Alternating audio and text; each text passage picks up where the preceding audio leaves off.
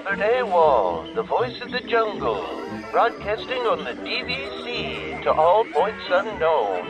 If you're within the sound of my voice, you're listening to Welcome Home Podcast on the DVC.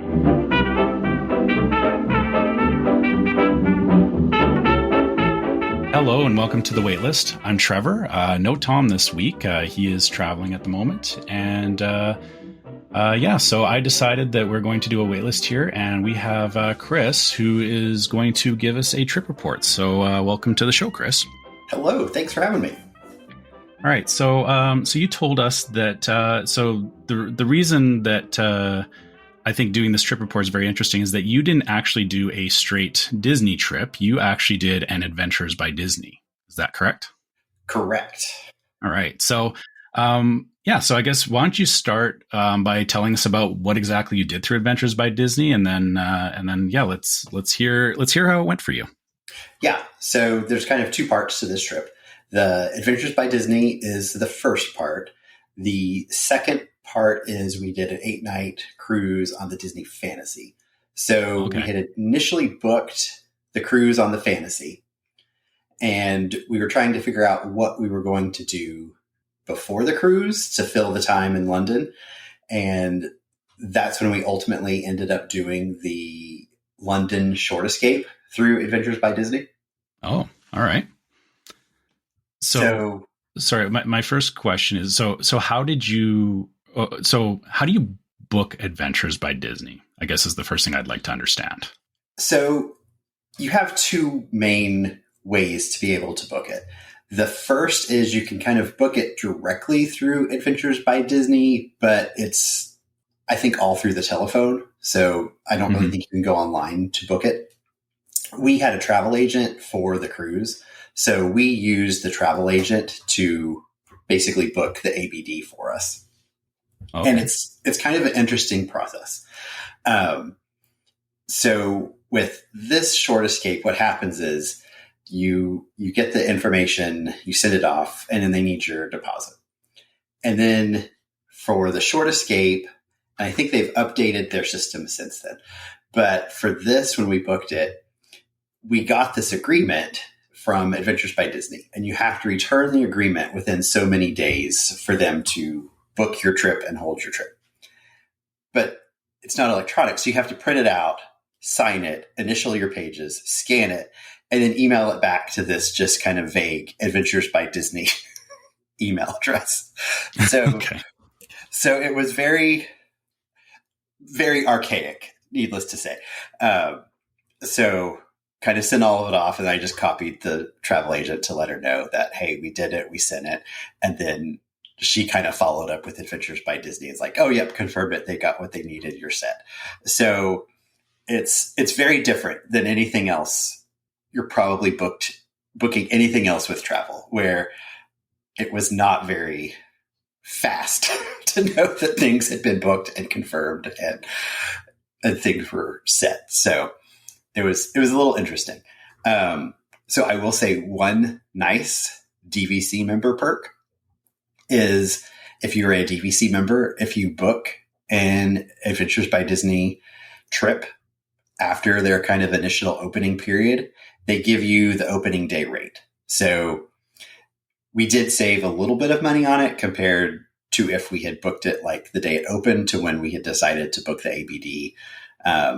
So let's see, this cruise left August of 2025. We decided to add the ABD on in September of 2024. So, the price had gone up some from the opening day price. So it was a nice kind of like DVC member perk. One that we don't use often, but it was still a nice little like, hey, it's going to be a couple $100 cheaper. Great. Yeah, that's good to know that is, stuff that can happen as you're booking these things, right? Yeah. So that was kind of the booking process for it. You can kind of go on the website to see what different things they have, and you can kind of see rates and dates of like when they have the different adventures. So like that is out there and is kind of helpful to give you like an idea. But the actual booking process is basically you're picking up a phone and you're talking to somebody, or your travel agent is picking up the phone and talking to the people for you. So with So kind of with the short escape, we'd been debating what we were going to do before that trip. So we had talked about, do we just go to London? Do we go to Paris, go do Disneyland Paris, then take the Channel and go do the cruise? And so we kind of were looking at kind of all different things. So as we started to look at like Disneyland Paris and different things, that's kind of like when our pre-trip travel expense budget kind of shifted greatly because, you know, we're used to DVC membership, going down to Florida, using our points and not really having any out-of-pocket cost. So that was, as we started to look at some of these more expensive options, that kind of reset the barometer of like, what are we going to look at in terms of this pre-trip exposure? We looked at doing like some different hotels in London, and then I was looking into tours in London. And then that's kind of when I segued to the ABD. I was like, yes, it's going to be a little bit more expensive, but ABD does all of the planning. Like they handled all the logistics, and I'll talk a little bit about kind of like what we did. So for me, being our first time to travel in Europe with our kids, my parents were also coming with us. So a group of 6, the logistics of traveling became a little bit more complicated.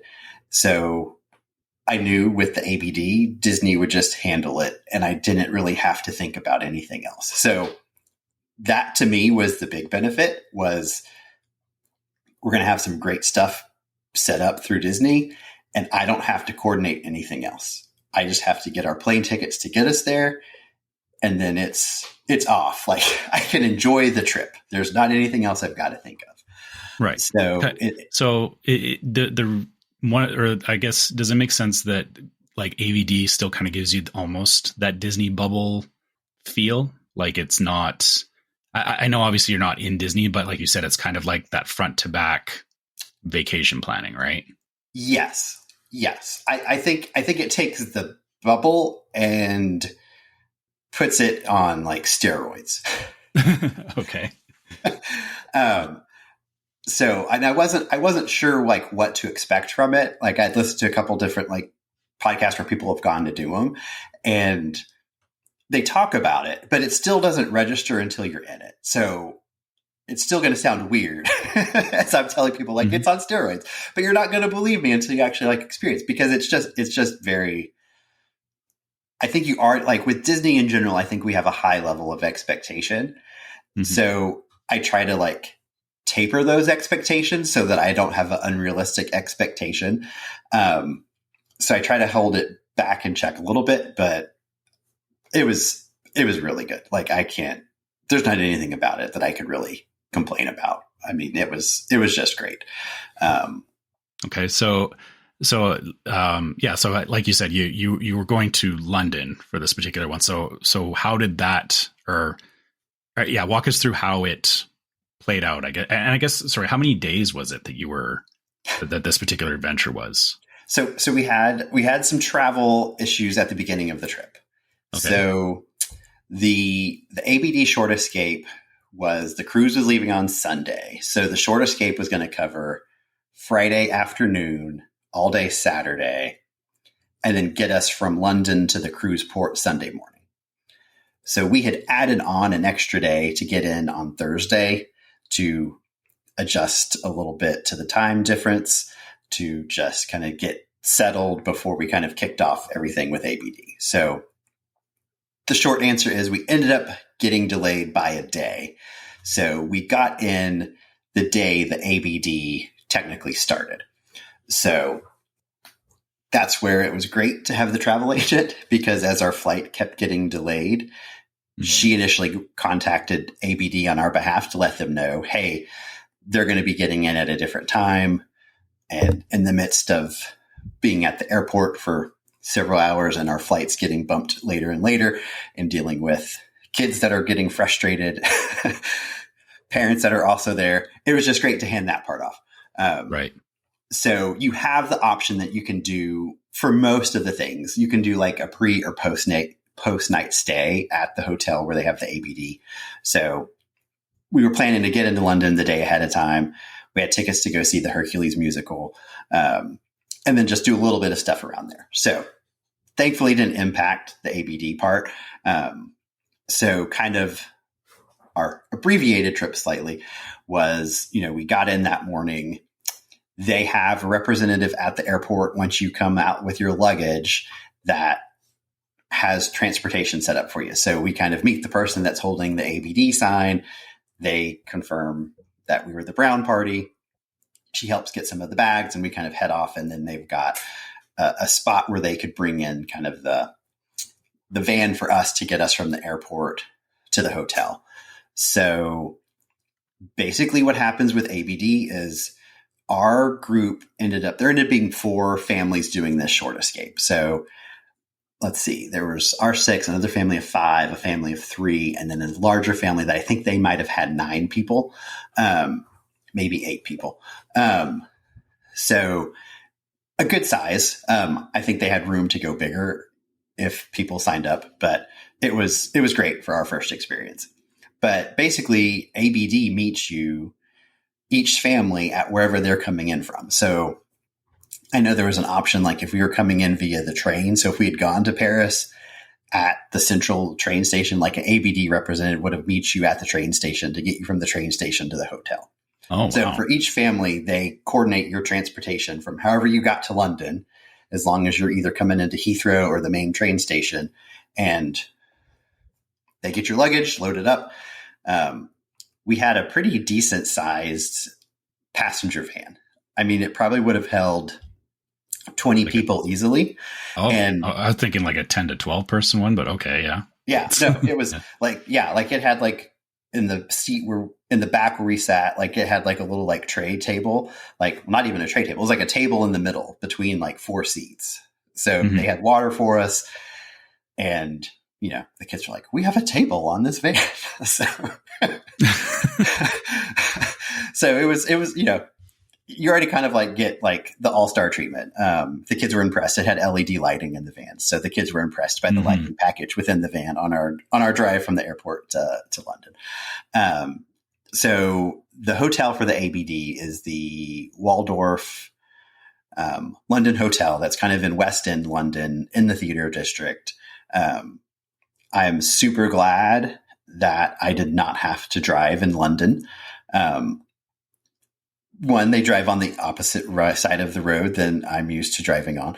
And then it was just crazy. I mean, the amount of traffic, cyclists were crazy. London is definitely a different pace if you're, I've been there too. I know exactly what you're talking about. Yeah. So I was like, the kids they were like, we're really glad we didn't get Rook. I'm like, oh yeah. Like, I think at this point I would have turned around and been like, I'm not going to take on any more driving. So it was great not to have to handle that. So we get to the hotel. So because that was the official start of the ABD, that morning, the guides for our trip were in the lobby. So they had set up a little table. They had a couple of different English candy bars, English candies, a couple of maps, and just kind of introduced us, said hello, and then said, hey, be back downstairs about 4:00. We're going to do a little welcome reception in the lobby, or not in the lobby, but they had this pretty nice meeting room off of the lobby. So he's like, we're going to do just kind of a quick intro, get to know everybody real quick, and then we'll head out for the evening's activities. So got checked into the hotel, no issue. Again, because it's with the ABD, they work with the bell services there to get your bags for you. ABD handles the gratuities for the bellmen. So it's like, okay, so that's good to know that, like, obviously you're traveling to places that are outside of Disney, but it sounds like they cover all the unexpected expenses that sometimes come up as part of traveling. Yeah. Yeah. So part of the ABD is they kind of cover gratuities for your drivers, your tour guides. So are they meals that are included as part of it? So it's covering the gratuities for the service, for your meals. Sorry. So like the drivers and stuff, they're not like Disney employees then? It's like they're okay. All right. Good to know. Yeah. No. So when we met our 2 guides, so our 2 guides were Lewis and Chris. So Lewis and Chris are Disney employees. And from what we've kind of gathered is most of the Adventures by Disney guides have had some kind of previous history with the Disney company. So Lewis was a cast member at Disneyland Paris, and then he went to Tokyo, and then he was part of the opening team at Shanghai, I believe. So he had been parks based and then wanted to come back. He's from England, so he wanted to kind of come back to England. And so he was able to transition to be an Adventures by Disney guide. So this was, for both Lewis and Chris, this was their last adventure for this season. But like Chris was from New York City, and he does. So how you kind of think of the setup is there for this London one, we had kind of 2 adventure guides. If there had been more people, I think we would have had additional guides as part of the weekend. But because we had a relatively small group, we had 2 guides. Lewis was the kind of local expert. So he was familiar with London. When we would go to different places, he'd be like, now here's where to go to the bathroom. Here's where to go to get, if there's free time, and, if you're looking for this or this, here's where I'd suggest. So he had kind of that local knowledge of London that's helpful for being a tourist, that is a little bit easier to follow than just Google Maps or just, the tour map. Right. And then Chris, his background was he works for the theater where Disney's on Broadway. So he's the New York City version of Lewis, where he's a New York tour guide and can give the local insight and perspective. But he also does a lot of work. I guess they have a school program where like middle schools and high schools come in and can tour and see backstage and do different stuff at the theater. So he does that like during the year for Disney. So he's kind of working for Walt Disney Theater Company in New York, and then has this period of time where he goes off and does ABDs. So they try to pair you with somebody local to give you that, like, hey, here's things you might want to find that won't be touristy that you might enjoy. So we had the welcome reception. They did a really good job to kind of mingle through with the different families. So we have an 8-year-old, almost 9-year-old, and a 13-year-old. And then there was another family that they had a 6-year-old. So they did a really good job of helping to introduce our daughters to each other. So they kind of quickly became friends for this weekend adventure in London.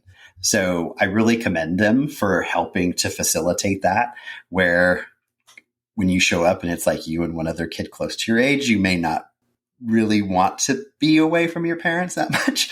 Mm-hmm. But they really helped facilitate that. And the girls had a great time.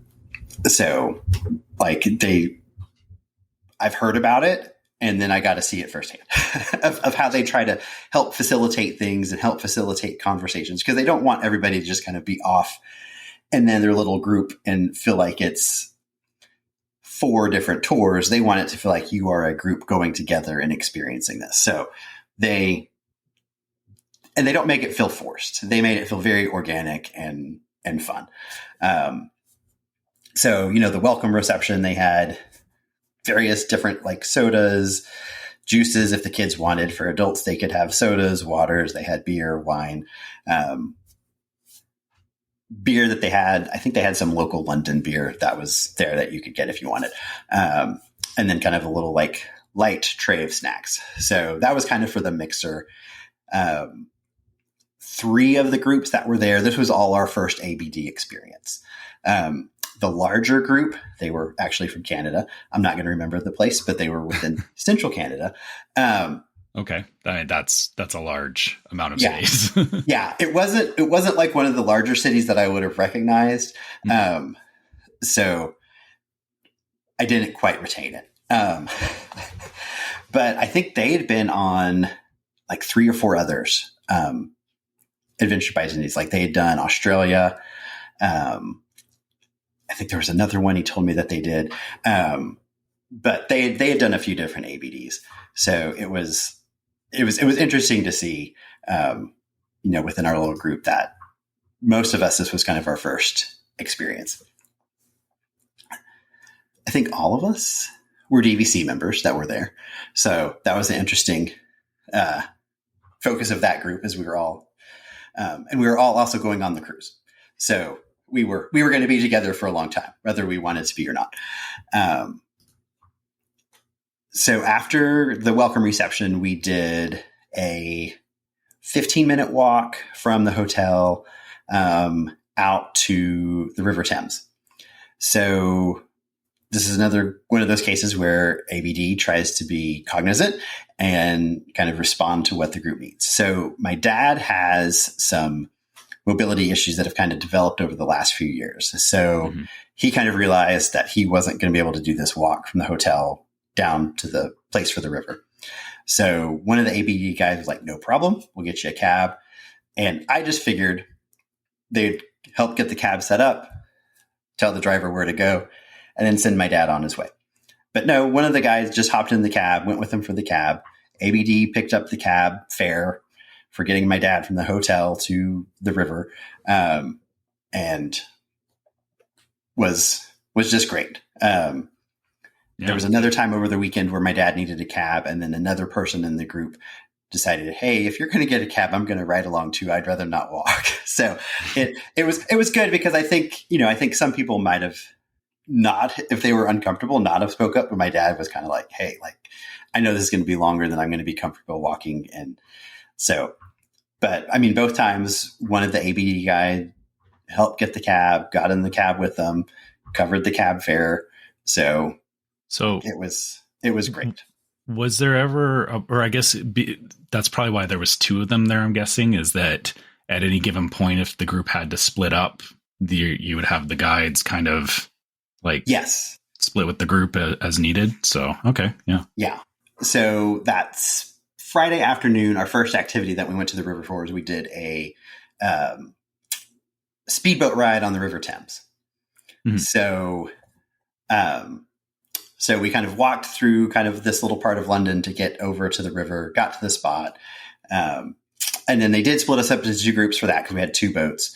And so one of the questions the ABD guy asked was like, oh, is there anything you're really looking forward to? And I was like, oh, well, I'm really looking forward to this boat ride on the River Thames, because I am a big James Bond fan, and I am beyond excited. I can see how that works. Yeah.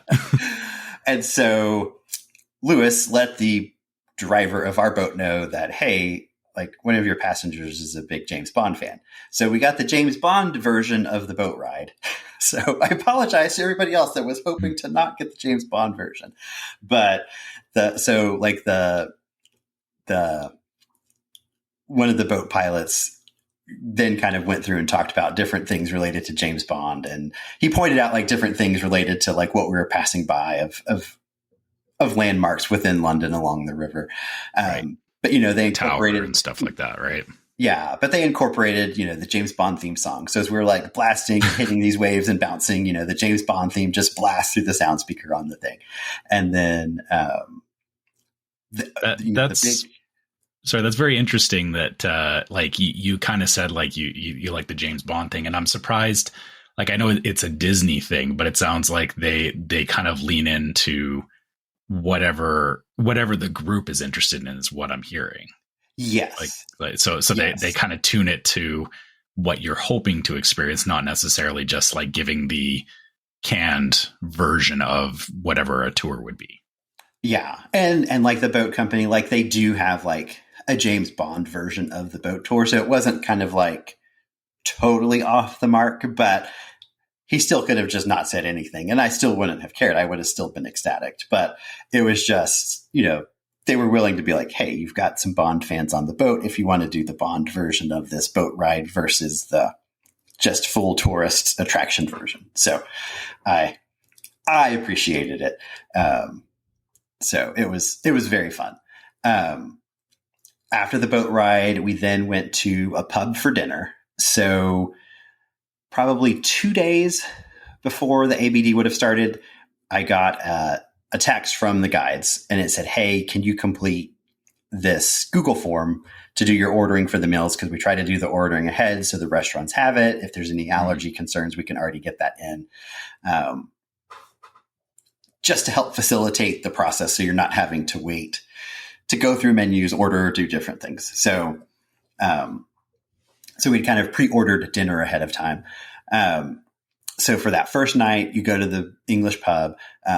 They have a Sherlock Holmes actor that comes and does kind of a mystery. So you get kind of mystery theater during your dinner that first night. He incorporates the kids into helping him kind of solve the mystery. So it was fun. Our 13-year-old was a little less impressed with it, but I think it's also because it was a smaller group of kids. I think if there had been more kids and this whole tribe of kids was kind of running around and following him, probably the older kid would have got a bit more into it. Our daughter had a fun time with it. My parents had a fun time with it. So it was fun. Like, it added, you have London and Sherlock Holmes, kind of another kind of one of those iconic pairs together. So you kind of got this little fun private experience to do this kind of a dinner theater. So it was entertaining. And then so for that, they had a bus for us. So we did a bus from the river to the restaurant, to the pub, and then from the pub back to the hotel. So that was kind of the first Friday. So by this point, we were all pretty exhausted. The kids got in a nap in the morning. My wife and I probably took 2 really short naps. So jet lag was definitely hitting. So we were ready for bed as soon as we got back to the hotel. Next day we started breakfast, and I think we left at 7:30 Saturday morning. The first thing we had up for Saturday was going to the Tower of London, and they set this up to be a private meeting with one of the yeoman warders, also known as the Beefeater Guards, and a private viewing of the crown jewels. Oh, wow. So I didn't really know what to conjure from private. Yeah, I mean, that could still be like 100 people. Yeah. But it was, so let me preface in that. So for that second day in London, we had an additional London guide join us. And his name, I believe, was Stephen. He was great. So he met us at the hotel. He was kind of giving us narration about things that we were seeing on the way to Tower of London. He was giving us some of the history of Tower of London on the way there.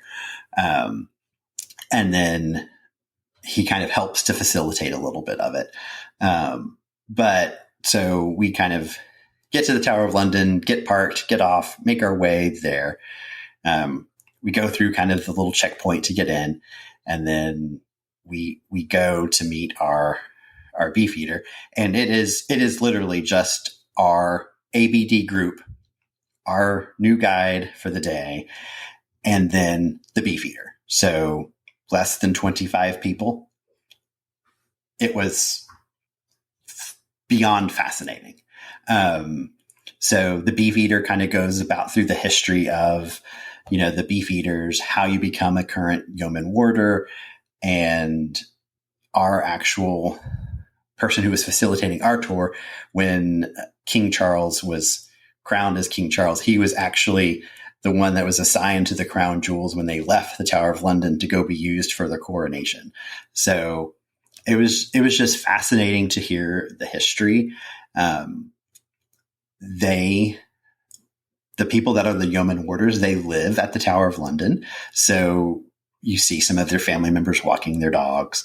So you're kind of going around and see a couple people walking their dogs to where they go to take the dogs to go to the bathroom and then go back. But it was just really interesting. Very different than what you get in Epcot for like the British pavilion.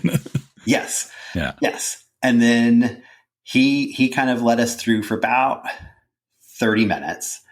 And then he transitioned and handed us off to a different yeoman warder that was the yeoman warder signed to the crown jewels for that period of the day.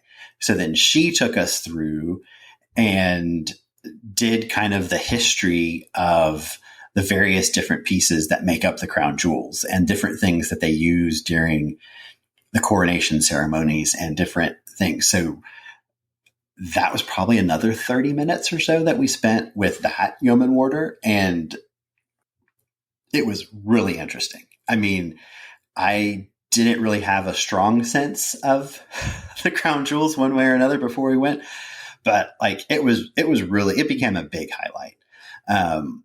Especially because generally if you're not there for one of these private tours, there's a part you can kind of walk through normal, but when you get to the actual spot where they have the actual crowns that they use for the monarchs, it's on like a moving walkway.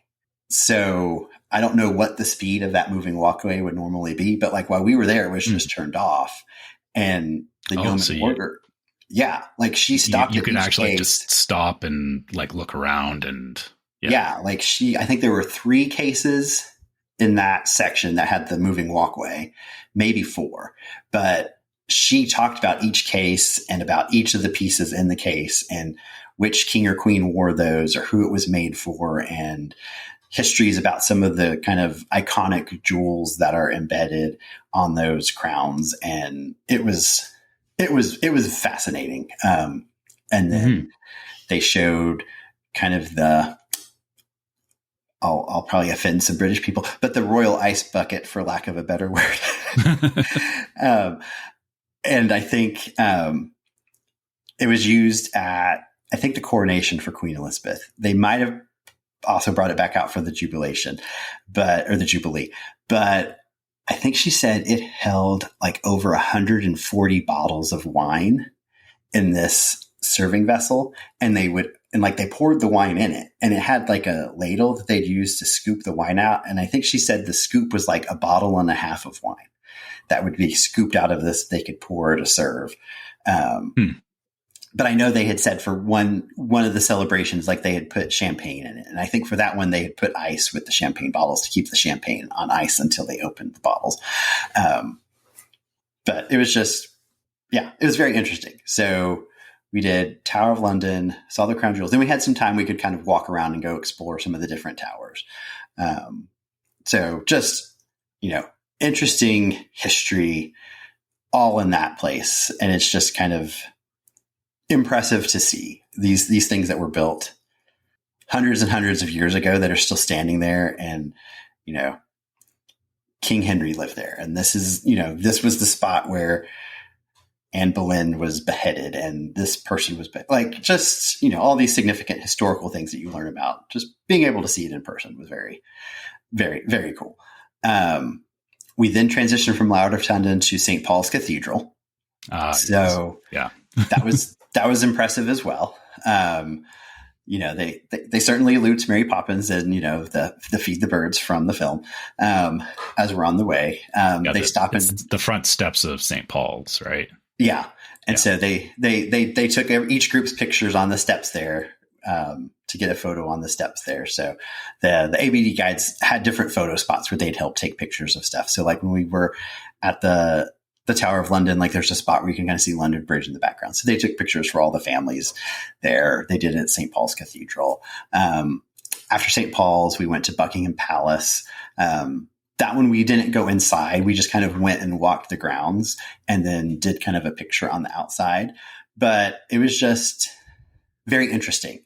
Cause I haven't been to Washington DC in a few years at this point, but you're walking by like Buckingham Palace, you pass the residence where Charles and Camilla currently live. They weren't in residence, but it's just like, you can basically walk right up to the front of the palace and, there's not this huge police presence. So it was just very interesting. Let me ask you this. Was that mainly because you were with like a private tour thing, or is this something that like if you were doing this without Adventures by Disney, Do you feel that this would have been something difficult to do? No. Okay. But No. so they were still like, this is something you could do, but it's more that they know all the ins and outs of these areas and how to like get you to these different. Yeah. So like St. Paul's, like you have to have tickets to get into St. Paul's. So, okay. Yeah. Like they handled all that. They knew like, okay, here's where we're going to go to park. This is how we'll walk to get to the path. For my dad, his mobility issues, one of the guides broke off and took with him to kind of like their handicap entrance, which is a different spot than you go in through another spot. So again, like one of the guides went to help him get situated through that, then met us back up inside, where the rest of us had to kind of go through a different entrance. So it just helped. And then, I mean, having the other guide. So this was the interesting piece. And this is why they had the extra guide join us for the day, is with kind of the tourism guild in London, they have what they call a blue badge and a green badge. And when you're in certain sites, you have to at least be a blue badge guide to be able to talk and give history of these places. So Lewis, who was our England-based adventure guide, said, oh yeah, like if I started to say anything beyond here's where the bathrooms are, I would get in trouble, like as a registered tour guide in London. And they have kind of this system set up to make sure that if you're going to some of these things, if you don't have these certain guides, then your tour guides are not really supposed to like talk about it. They'll get in trouble. Right.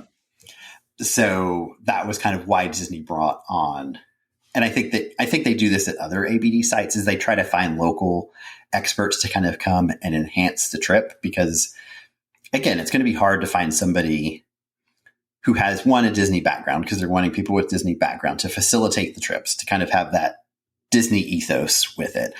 That's also going to be an expert in the Tower of London or St. Paul's. So I think in most places they try to have a local expert to come in to address those pieces, where you've got your adventure guides that are there to help look after like the guest comfort, care, enjoyment, and not necessarily be kind of like a subject expert on the history of the places.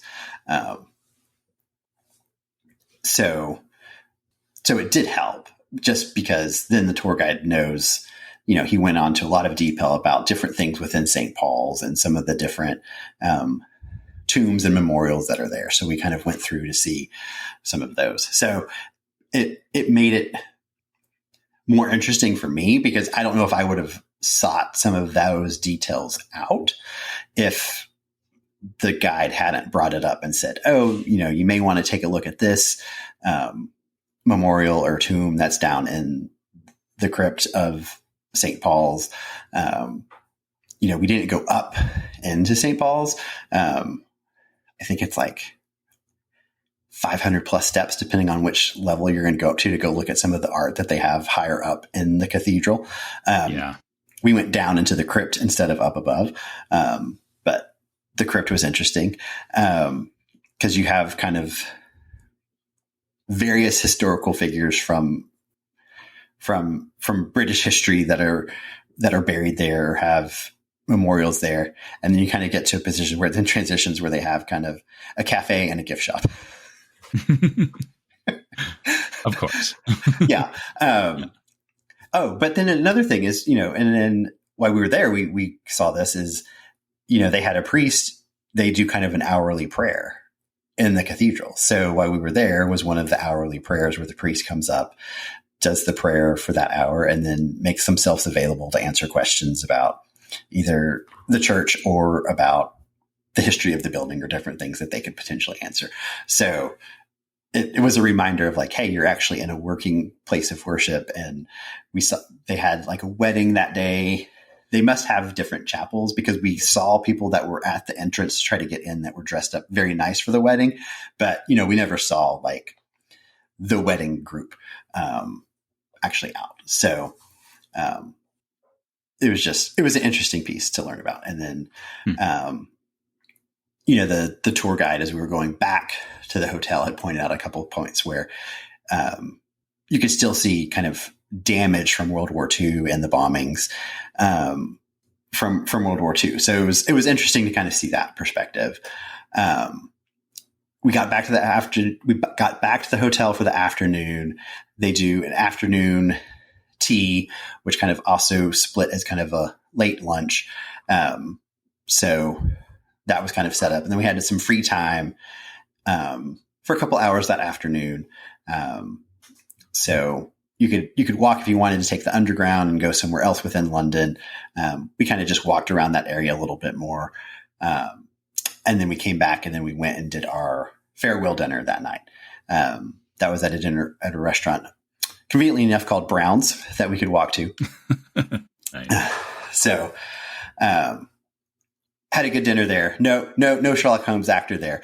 But that one was kind of set up with more of like a banquet style table. And, you kind of sat and they try to mix you up a little bit. So your family group was next to maybe a different family that you hadn't been at earlier, to kind of talk and chat and just kind of talk about what you enjoyed for the trip. Since all of us were going on the cruise, what we were excited about with the cruise. So that was a fun dinner.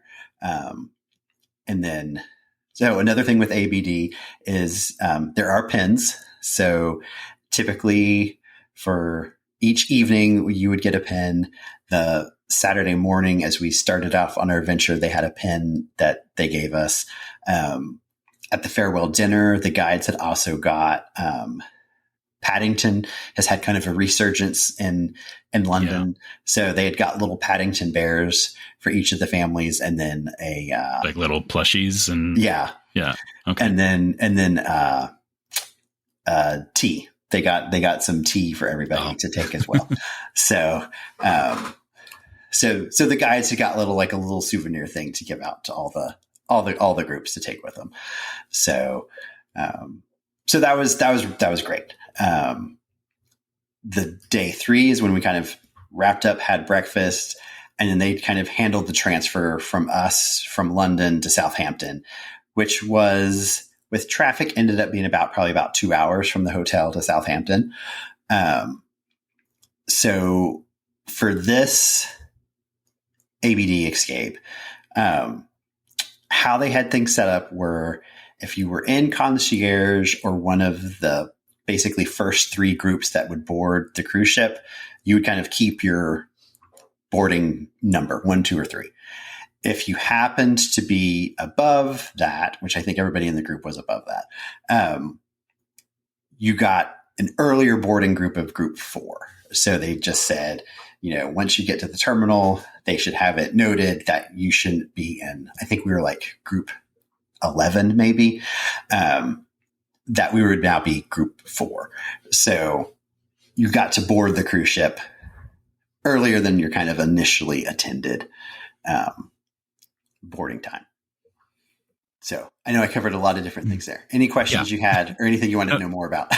No, I think I kind of got everything, obviously I was asking questions throughout. So yeah, no, that's a great rundown of how an AVD adventure goes. Cause, or AVD, I know that's redundant what I just said, but, that's a great, it's a very interesting and different thing that I think than any normal Disney trip you would get. Right. Yeah.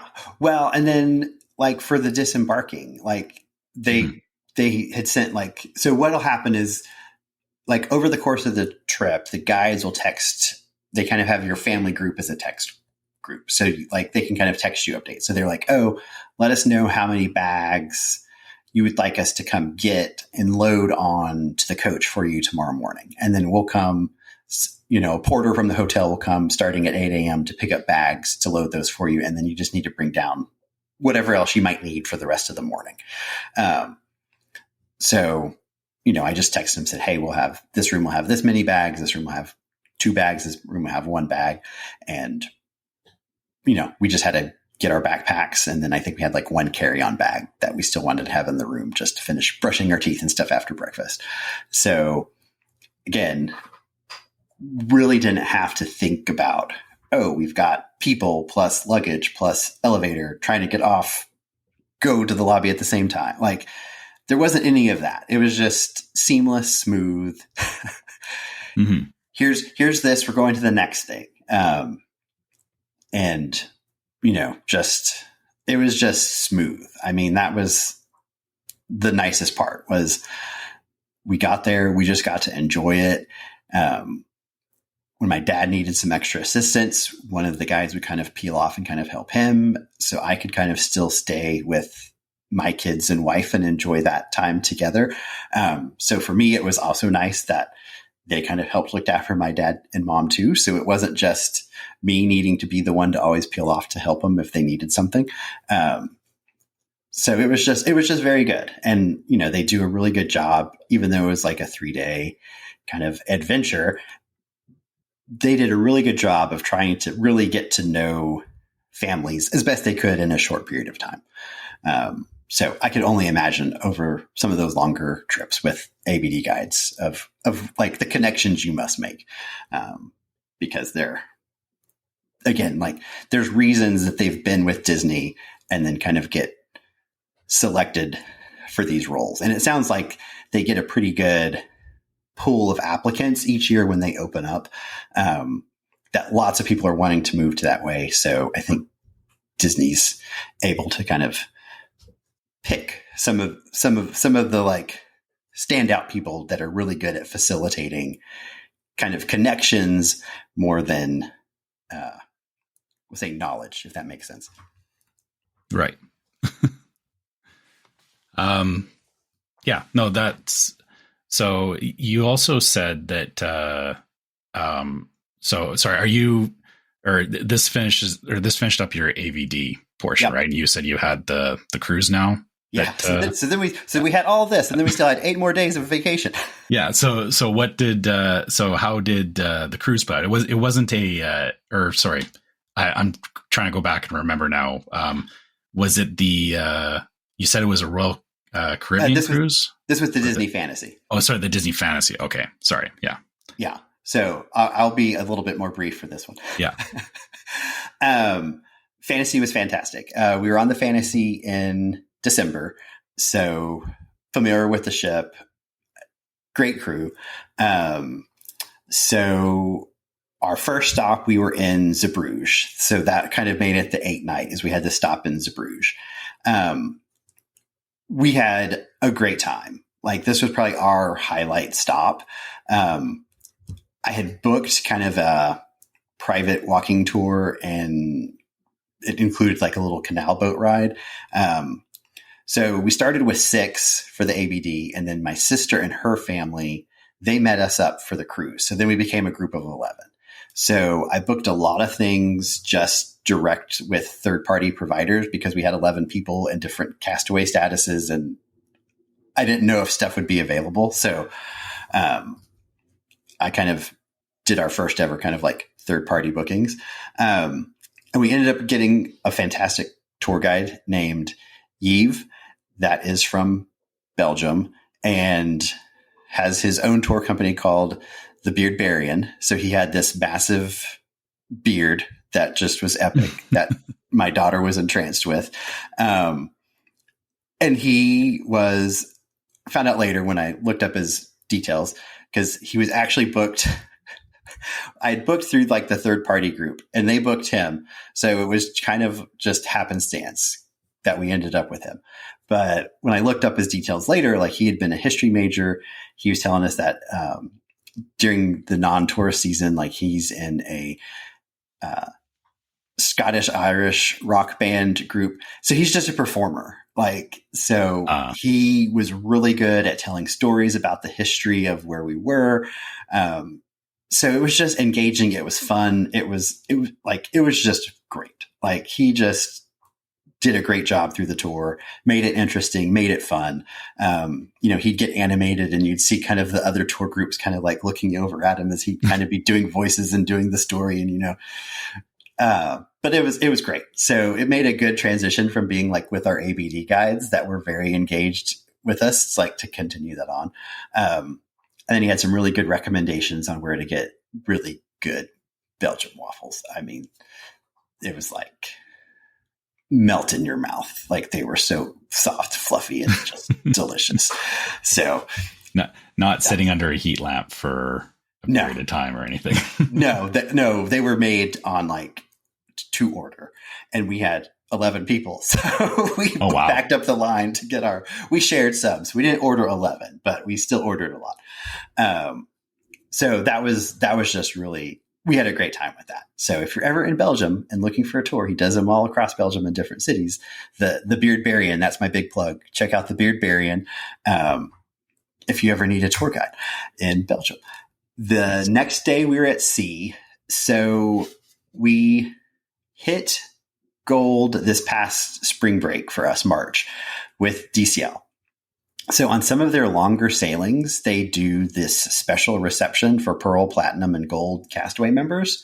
So we got this little invitation card in our stateroom. It was just like, hey, come to the Walt Disney Theater at 10:15 on the sea day. So we went to the theater, and so normally the captain would be there, but the captain had lost his voice.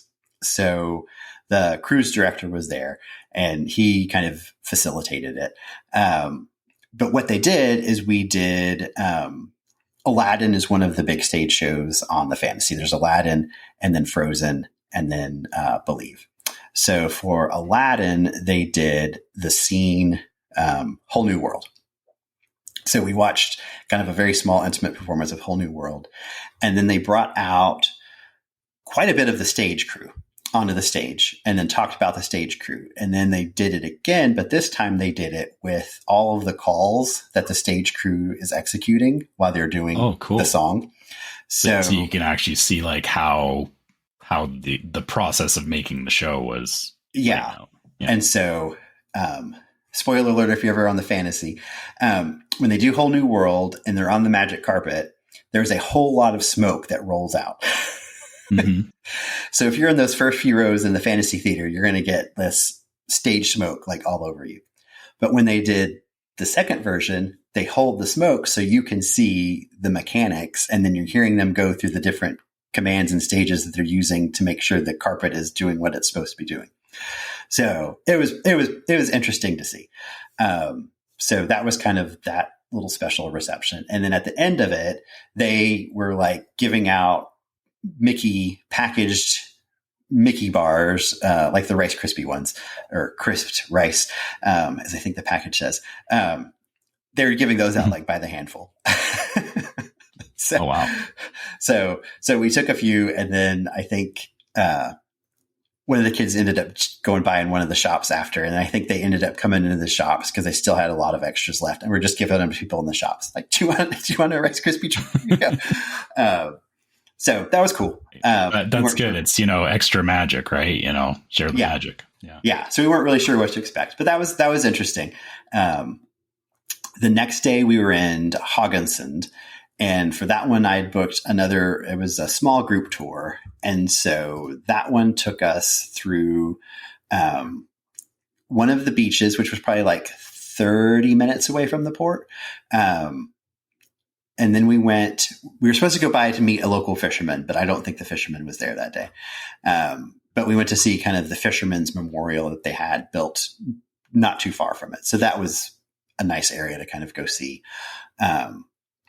And then we went into this little summer town called, I'm going to butcher the name, but it's Skudenshav, and it's known as the White Lady of the Empire.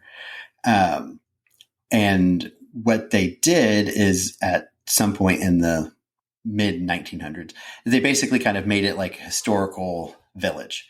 So all of the houses kind of have to retain the exterior of what those houses historically would have looked like.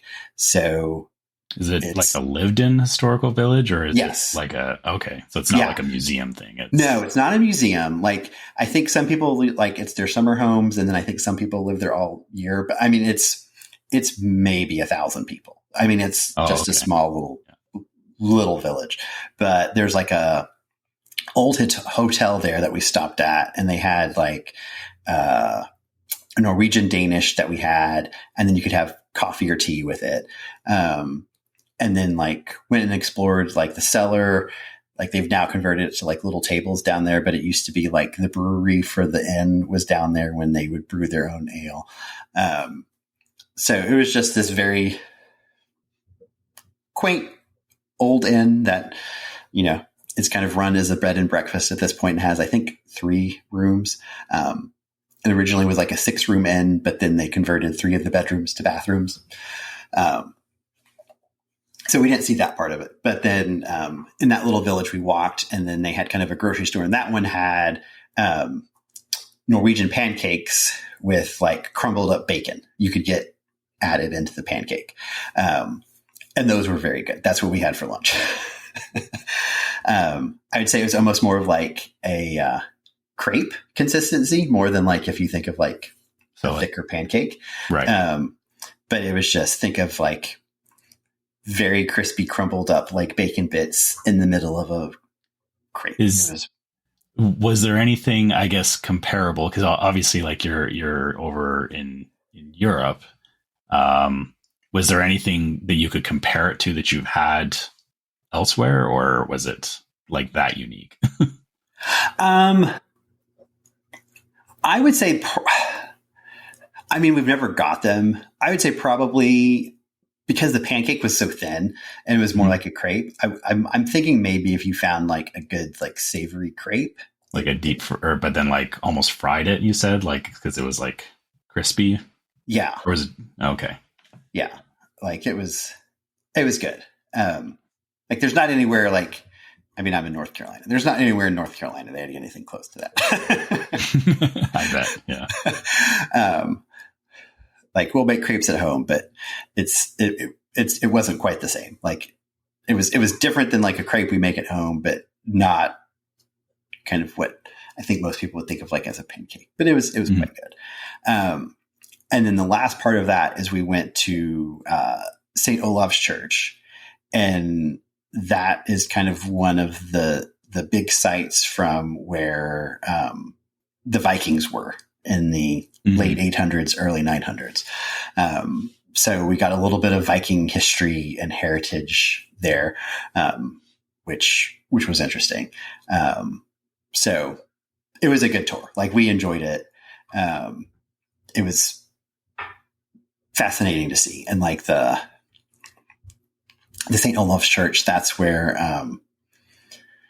the monks that used to live there, there's the Doomsday Stone, that the stone is kind of swinging. They said, you know, once the stone hits the church, that's when Doomsday will arrive. And so the monks had tried to chip wedges off the top of it to kind of prevent Doomsday from arriving. So the tour guide like had told us that story and then pointed it out when we got there to see like, here's where that is. And then, like they had discovered some old Viking ruins from when the Vikings were there.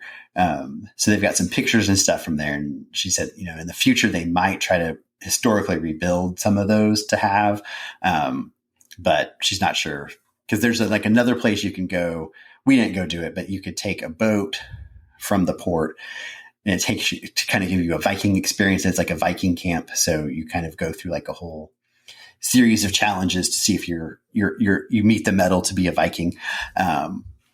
So she kind of showed us the like we couldn't see that camp from where we were. So, but it was interesting. It was a good tour. So we enjoyed that.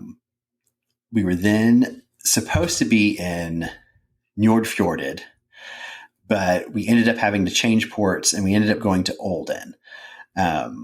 So at 7 a.m., the captain comes on, says due to potential winds that afternoon, he was concerned about the port in Njordfjord because apparently it was a floating dock. And with the winds that they were expecting to have that afternoon coming from through the fjords, he was kind of worried about the floating dock and getting passengers back on the ship. So we ended up kind of going further into the fjord and went to Olden. our third party excursion. So it sounded like they ended up moving pretty much most of the excursions people had booked from Norfjorded to Olden. I didn't really get great communication that our tour had been moved. We happened to get off the ship, and then I saw the sign for the company, and I was like, oh, is this supposed to be for this one? And they were like, oh yeah. And so then like we hopped on the bus and went to go do we did a sightseeing boat on the Gearan Fjord. So it had some impressive waterfalls and things we could go see. So we weren't really expecting that to happen that day, but then we ended up getting to do it. I think people that had booked with Disney, I think initially Disney thought that they were not going to be having any of the tours. And then I think the operators contacted them and said, oh no, cause I think like driving wise, it was maybe like an hour and a half difference from where we were supposed to be to where we ended up. So I think most of the people, like the tour operators, just drove all of their people from town to town to get over there. I think some of the people said at like 5 a.m. is when the ports found out that the ship was going to come. And then they started to call people and say like, hey, we've got a cruise ship that's going to be here. Open up at 7 a.m. So, so it was a fun day.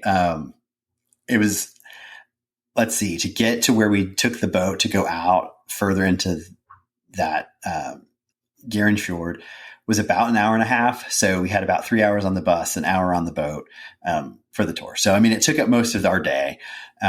So may not be the excursion everybody would want to do, but it was fun to kind of go through and see a little bit more like deeper within the fjord.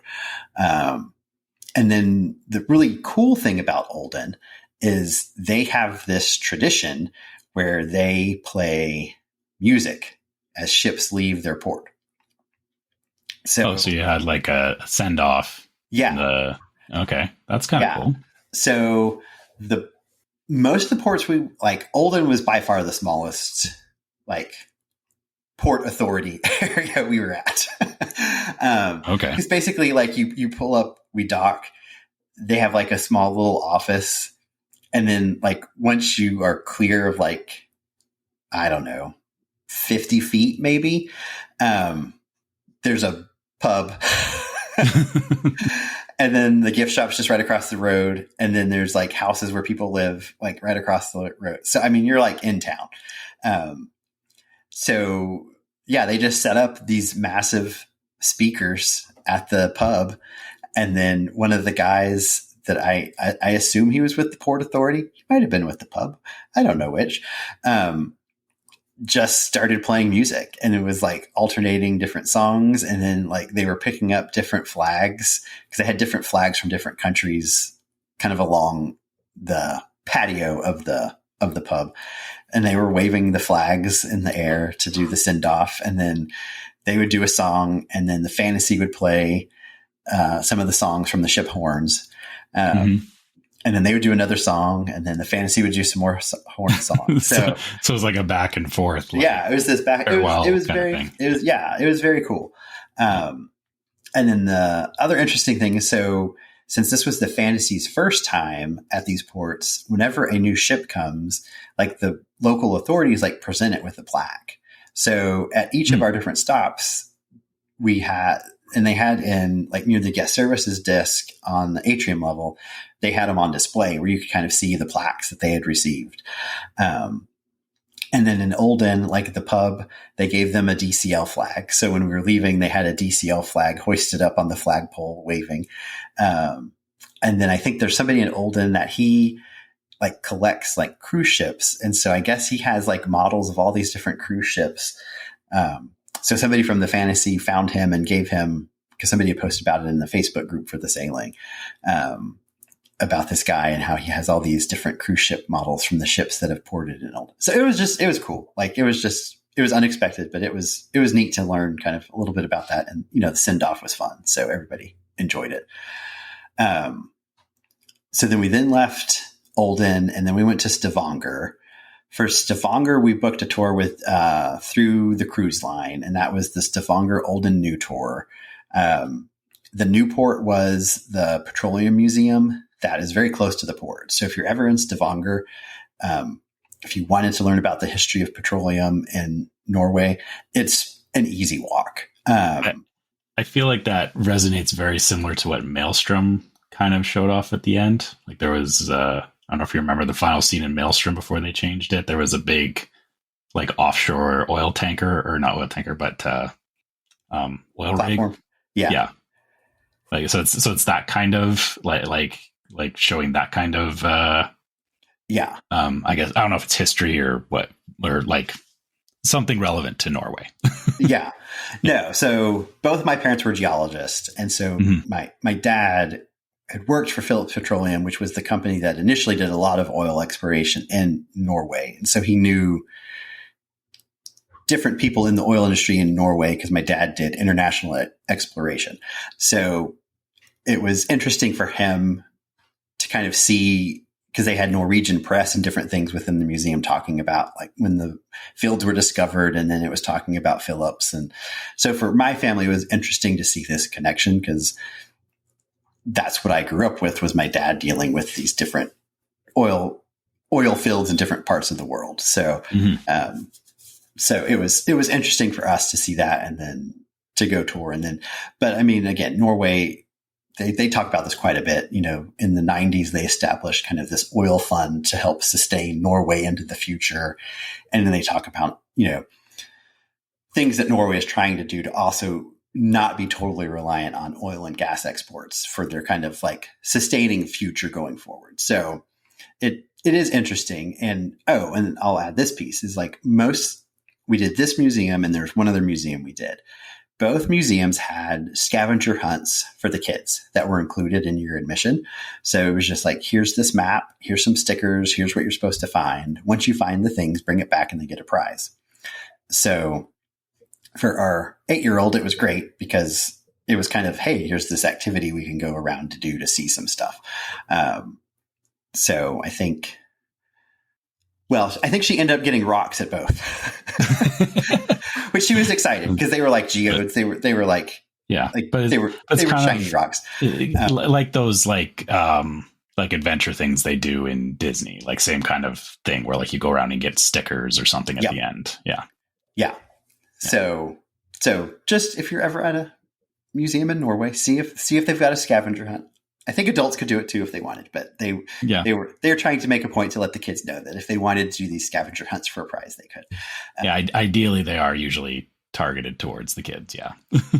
So that was fun. The old part was it's part of the university that was there in Stavanger.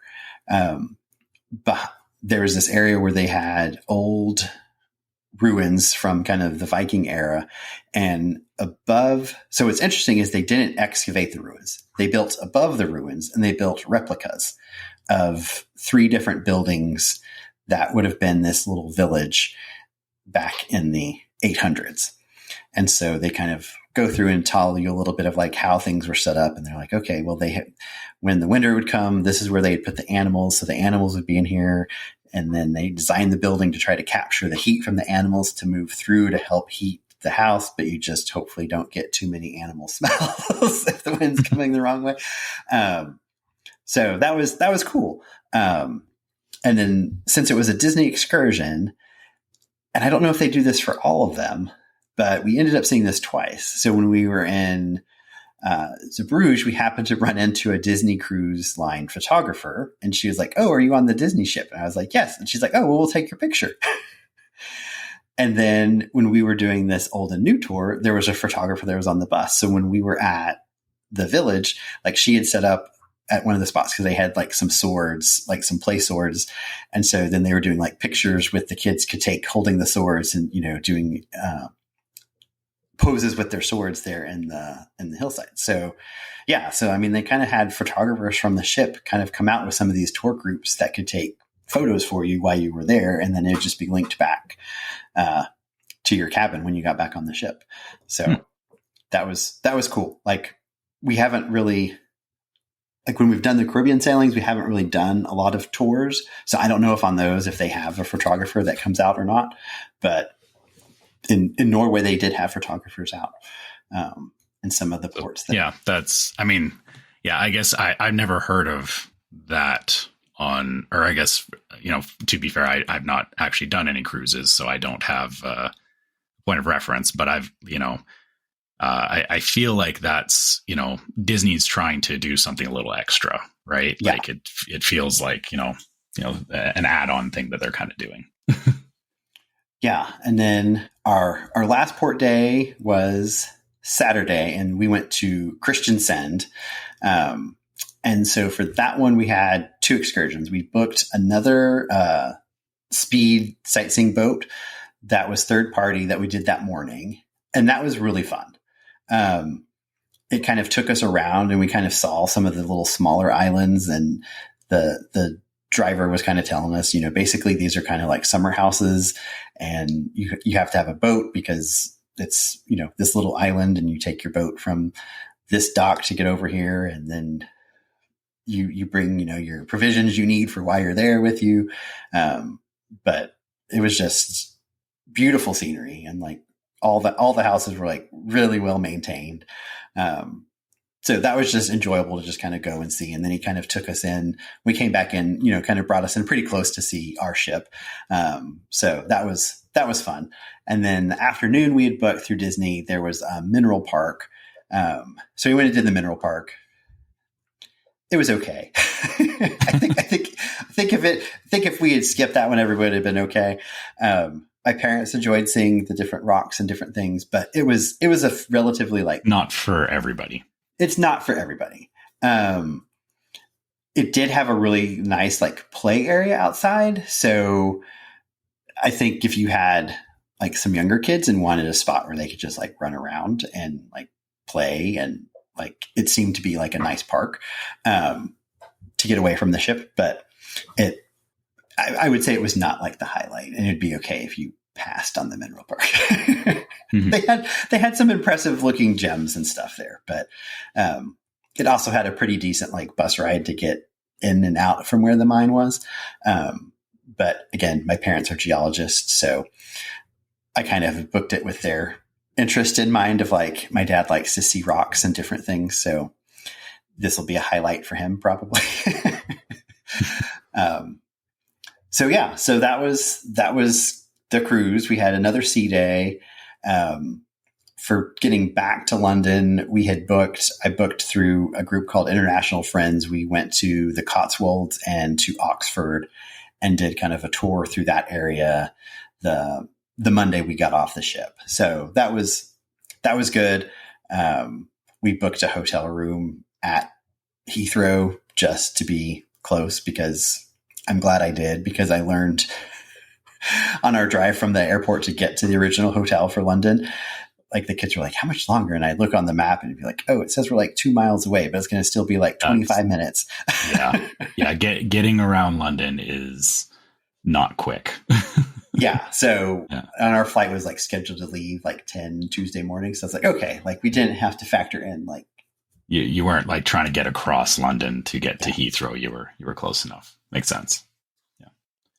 Wow. That's so okay. So that was your entire Adventures by Disney and then the cruise. Yep. That's quite the trip that you had. And then you we said, you said you had another cruise with Royal Caribbean, but no Royal. So sorry, no Royal. Oh no, sorry. Who was it with? No. So we did the ABD, and then there was the 8-night with Disney on the Fantasy. Oh, sorry. I thought you said there was another cruise in there as well. But no. We managed 2 extra boat rides on things as excursions. Got it. Okay. Yeah, got it. Sorry. I thought I misunderstood that. But yeah, that is an amazing trip. And yeah, definitely understand that, Adventures by Disney is not, or it sounds like it's not or don't treat it like, going to a Disney park. It's definitely much more than that. It sounds like they do try and put a lot into it from the sounds of it. And that's a pretty fantastic way to get to go and explore some, historical cities, all that kind of stuff, right? It sounded like you had a really great time. Yeah. Like we had just a great time. And like, it's like at first with like the ABD, you kind of start out and you're kind of like, okay, what is this going to be? Like, should I really have spent the money? And then you get into it and you're like, oh, okay. Like I definitely got the value from this experience. Like, because they packed so much into it in such a short amount of time that I don't think I could have done all that on my own. Like I would have probably scaled back, and then I still would have had to been also figuring out other logistics. So it's a different type of way to travel that it takes a little bit of adjustment to. And then like doing the cruise after, I was kind of like, there's aspects of the ABD I was kind of missing. I was like, I just wish this was just taken care of. Like I had, because like I was still, because like I had booked stuff third party. Like I was like still just making sure like, okay, like now are they going to show up? Like, is this going to still happen? Like, it's that whole, we always talk about, the difference between like, planning everything out yourself and being like, okay, I've got this day figured out versus like, paying somebody and saying like, hey, this is all taken care of, right? Like, all the details of it are taken care of, so you can really just enjoy the moment and the experience. Yeah, no, I appreciate that. And like I said, that's a great trip report. And, do you have any other closing thoughts or comments here before we close this off? I think I've covered a lot. So I think I've said a lot and more. So like I said, really appreciate you coming on the show, Chris. And thank you again for sharing your AVD experience with us. And we'll close it off here. And thank you everyone for listening to The Waitlist. This is Skipper Albert Awol, the voice of the jungle, signing off from Welcome Home Podcast on the DVC. Do a huddle when we hit a chair. How she can cuddle is no man's affair. I looked around from pole to pole, found her in a sugar bowl.